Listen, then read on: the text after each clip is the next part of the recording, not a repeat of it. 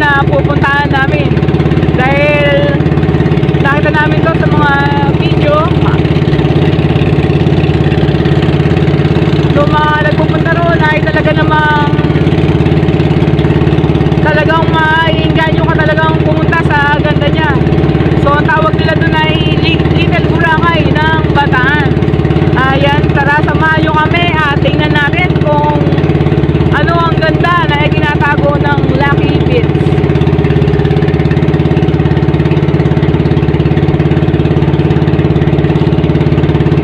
So ayan, ang dami nating mga gamit. Dalawa lang kami ni Ocean ulit sa bangka at puro mga pagkain yung ating karga.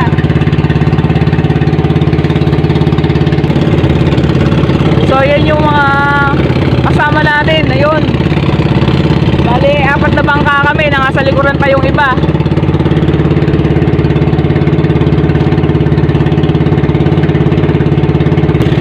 Grabe ang tutulin ng mga bangka nila. Ayan, sana ganyan din yung mga gamit natin bangka para saglit lang ay nandun na tayo sa Lucky Beach. So sabi nila may kalayuan yung lugar na pupuntahan natin. Kaya malalaman natin ngayon kung totoo nga yung sinasabi nila. Ayan, nandito na tayo sa pier ng Total. Nakakasakop dito yung Barangay Alasasin, dito pa rin sa amin sa Bataan.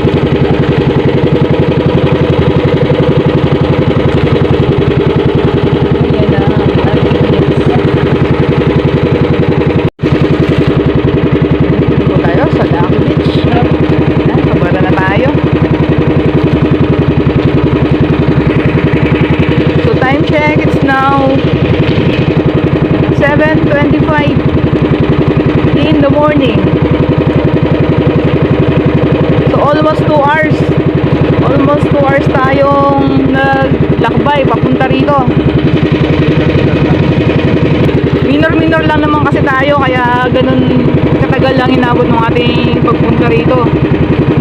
Ayan, nagtitip tayo ng gasolina dahil napakataas po ng gasolina ngayon.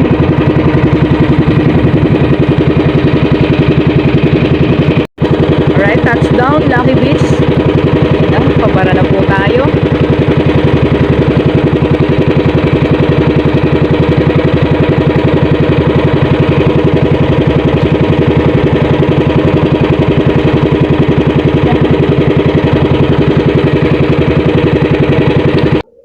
So ayan po mga idol, inyo pong napanood ang ginawa namin pagpunta sa Lucky Beach na talagang sobrang tagal dahil umabot tayo ng mahigit 2 oras sa pananakbo. Dahil nag-minor lang ang aming takbo. So sobrang mahal ng gasolina ngayon, kaya kailangan nating magtipid kahit na nag-relax tayo. Ayan, napagkasunduan ng mga kasamahan naming mga isda dito sa aming lugar. Yung mga tropa natin na kami muna ay pansamantalang mag-relax at tumigil sa aming paglaot. Kaya yun, napagkasunduan po namin napuntahan yung isa sa pinakamagandang beach dito sa amin sa Bataan. Yan, taga Bataan po kami pero hindi pa po kami nakakapunta. First time pa lang po namin narating yon at talaga pong sulit at super ganda. Sobrang nakaka-relax yung lugar na yon kahit nasabihin pang panay kaming nasa dagat o nasa laot. Kaya talagang nag-enjoy lahat kasama mga tropa at kanilang pamilya. Ayan, kung naghahanap po kayo ng perfect summer destination ngayong panahon ng tag-init kasama ng inyong mga loved ones, family and friends, ayan, isasuggest ko po sa inyo ang Lucky Beach na pinuntahan po namin. Ayan, bale, nararating po siya ng by land and by water, pero mas preferred at ina-advise ko po na by water na lang po kayo. Marami pong mga passenger boat na nagpupunta roon. Ayan, dahil kami naman ay merong sariling bangka, kaya yung bangka na lang namin yung aming ginamit para makatipid pa rin sa transpo kahit paano. Ayan, isa po yan sa pinakamagandang beach dito sa aming lugar sa Bataan. Talagang mag-i-enjoy po kayo. So, kumpleto po doon.